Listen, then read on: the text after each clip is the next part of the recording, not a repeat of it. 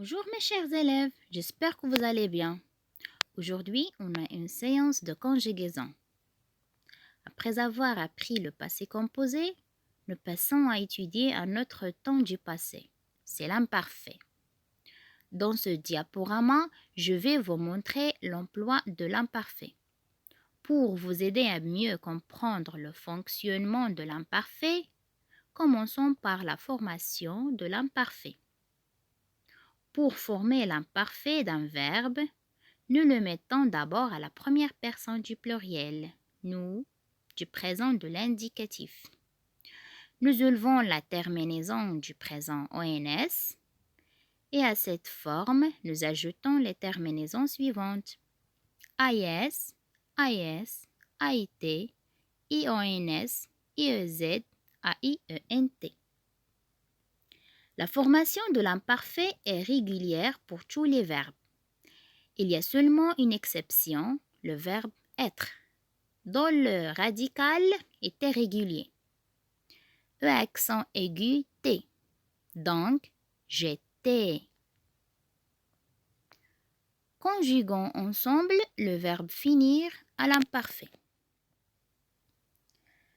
Tout d'abord, pour comprendre quel est le radical pour l'imparfait, nous mettons ce verbe à la première personne du pluriel.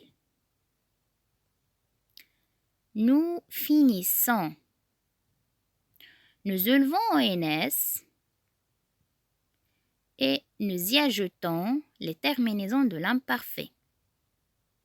Je finissais, tu finissais, il, elle, on finissait, nous finissions, vous finissiez, il, elle finissait.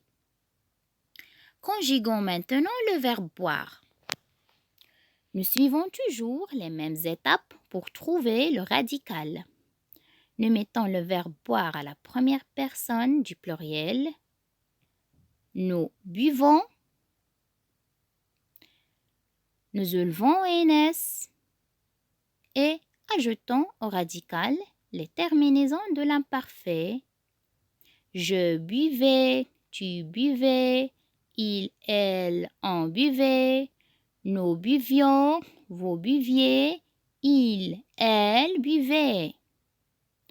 Notez que les terminaisons AIS, AIT, AIENT ont la même prononciation. Et finissez, buvez. Les verbes en CER et GER ont des changements orthographiques devant les terminaisons de l'imparfait AIS, AIT, AIENT. Dans le premier cas, le C devient CCD. Et dans le deuxième cas, on ajoute un E au G. Par exemple, avancer à l'imparfait, j'avançais. C devient CCD. Changer à l'imparfait, par exemple, elle changeait. Nous ajoutons un E après G.